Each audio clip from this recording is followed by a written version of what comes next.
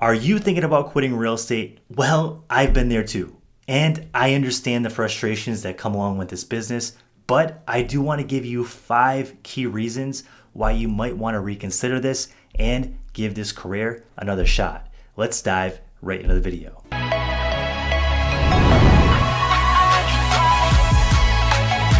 My name is Chris with the Empire of Real Estate YouTube channel. On this channel, we talk about real estate, personal finance, and entrepreneurship. Before we get started, I want to offer you our free seller net sheet. That way you can take this to your next listing appointment and get some more listings. Click the link down below to get your free copy. So, quitting real estate. This is a topic that has become more and more popular. I see it in the different groups online, and there's a lot of buzz going on because the market's shifting, and if you're brand new, you've probably never gone through this. And high interest rates are happening. People are not selling their houses because they want to keep the current rate they have. They don't want to trade up into a bigger house and have a higher rate attached to that house. So there's definitely challenges in the business.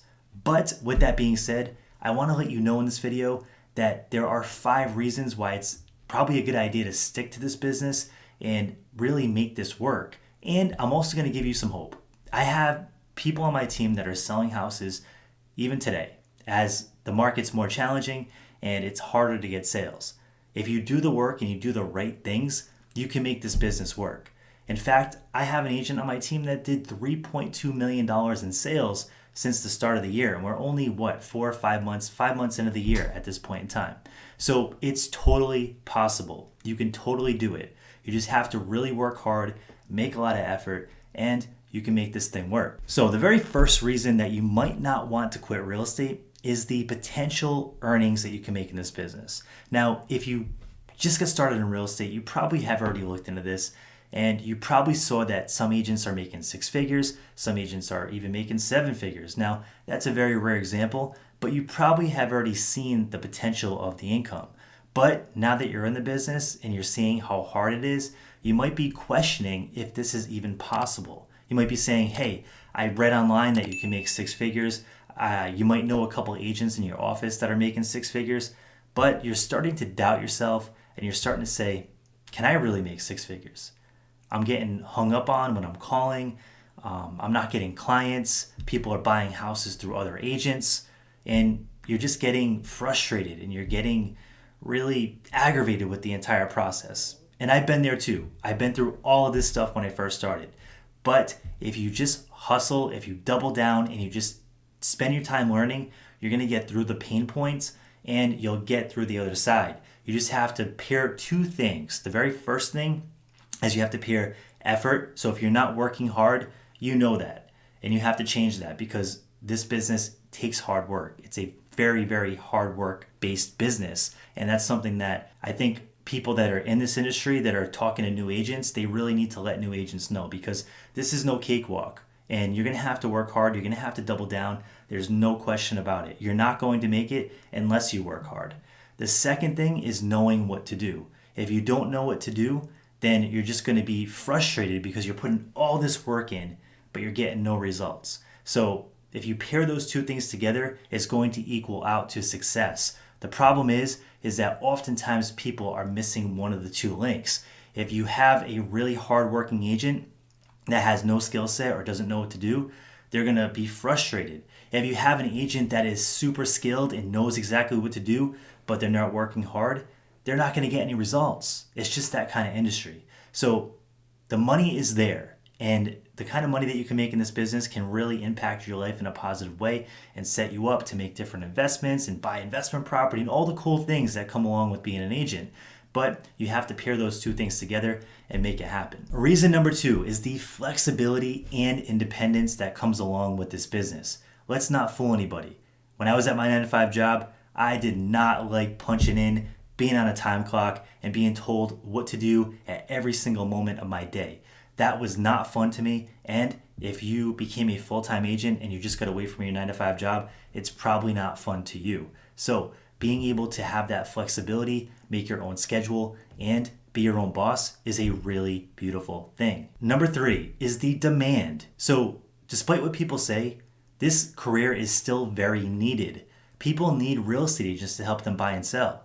Sellers want it, buyers want it, And the market has proven that because many disruptors have tried to come in and they haven't had that much success. There are still many agents that are thriving in the marketplace and they're doing really well. So that proves that there's a big need for highly skilled agents that know what they're doing, know how to advise their clients, and just do a wonderful job. So you might look at this and say, okay, yes, there's a need, but there's so many agents in the marketplace. And that's true. That's a great observation. The market is saturated, but it's saturated with agents that don't do a great job. And that's not me saying this. That's the consumers saying this. Most consumers complain that they don't want to work with real estate agents. They don't like real estate agents, and they weren't really thrilled with the experience that they got a lot of the time. So if you could stand out and be that top agent that's very professional, that's put together, and that takes care of their clients, you're going to do really well. And you can see that with other agents in the market that are doing really well because their clients love them. They refer them a lot of new business, and they're doing really well. So strive to be that professional that these people want to work with. Number 4 is the personal growth that comes along with becoming successful in this career. So back when I started, I got out of banking and I stepped into this and I thought it was just going to be this total cakewalk. And I was in for a big surprise. I was only 22. I got started and I just didn't get any clients. I had to get into rentals. I started leasing properties, and that's kind of how I built up to being able to sustain myself and keep income coming in the door while I was trying to get this business off the ground.